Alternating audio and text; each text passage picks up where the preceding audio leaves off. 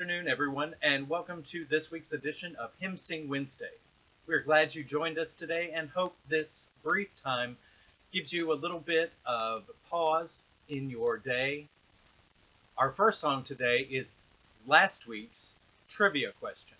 The trivia question was brought to you from Karen Jeter, and I'm going to let her give you the trivia question again. Here it is. One of the most popular modern pieces contained in our hymnal was written by British singer-songwriter who was inducted into the Rock and Roll Hall of Fame in 2014. Give one of the two names he is known by and give the title of the selection found in our hymnal. Thank you, Karen. It was a little bit of a tricky trivia question because the particular composer she's talking about didn't actually write the hymn, but he did make it famous.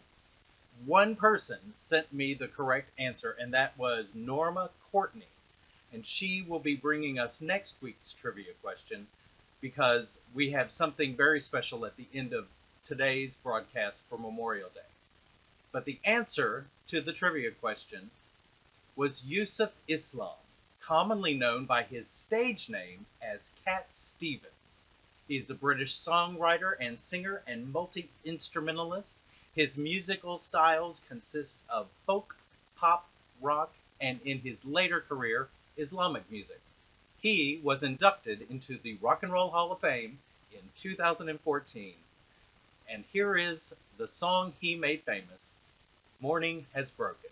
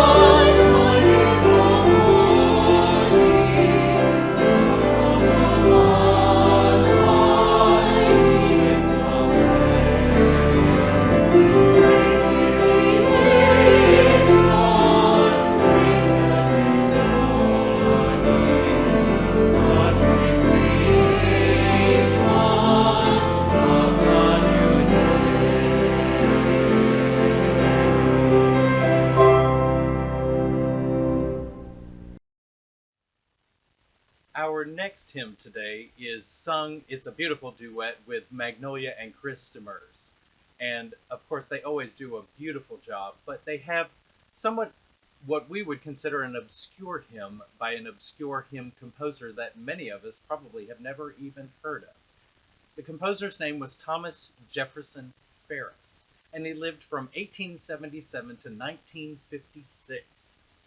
Ferris was the only child of a widower, James Morrison Ferris, and widow Rebecca Caroline Kuipert.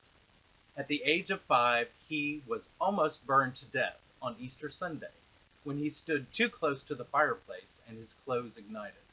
His face was the only part of his body that was not badly burned.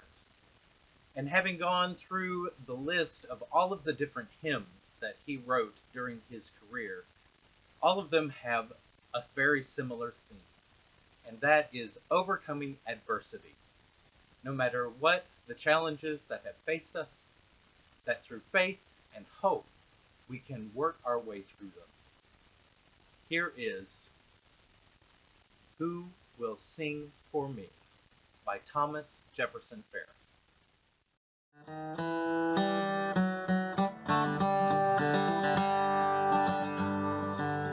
Oft I sing for my friends when death's cold form I see.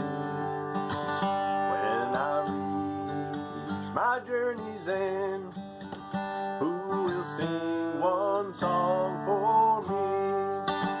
I wonder who will sing for me when I come to cross that silent sea.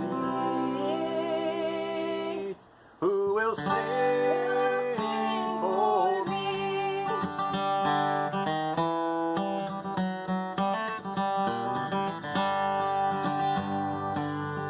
When crowds shall gather round and look down on me, will they turn and walk away, or will they sing one song for me? I wonder who will sing for me when I come to cross that silent sea. Who will sing for me? Will sing for me.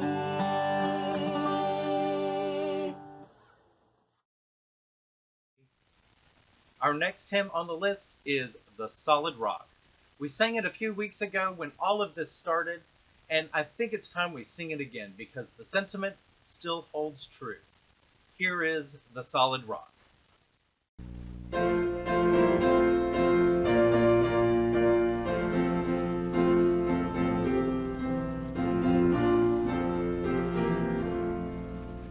My hope is built on nothing less than Jesus' blood and righteousness.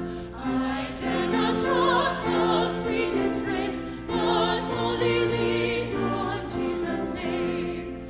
On Christ the solid rock I stand, all other ground is sinking sand, all other ground is sinking sand. When he shall come with trumpet sound, oh, may I then in him be found, dressed in his righteousness alone, faultless to stand before the throne. On Christ the solid rock I stand, all other ground is sinking sand, all other ground is sinking sand.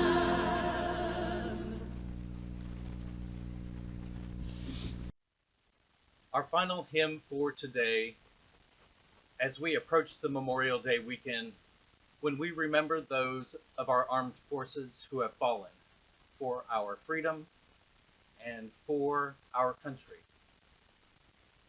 We have to remember that even during this time, the front line has been our nurses and our doctors and our cleaners and the people making masks.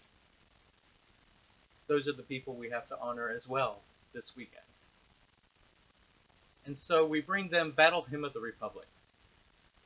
While officers of the Northern Union's Army were near Washington, D.C. in 1865, Julia Ward Howe was inspired to write the Battle Hymn of the Republic after a visit with Union troops in the thick of the Civil War. The real history on that point is clear. Julia Ward Howe wrote the song as a pro-Union, anti-slavery anthem.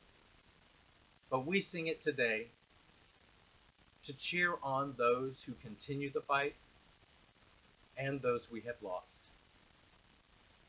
Let us always remember and be thankful.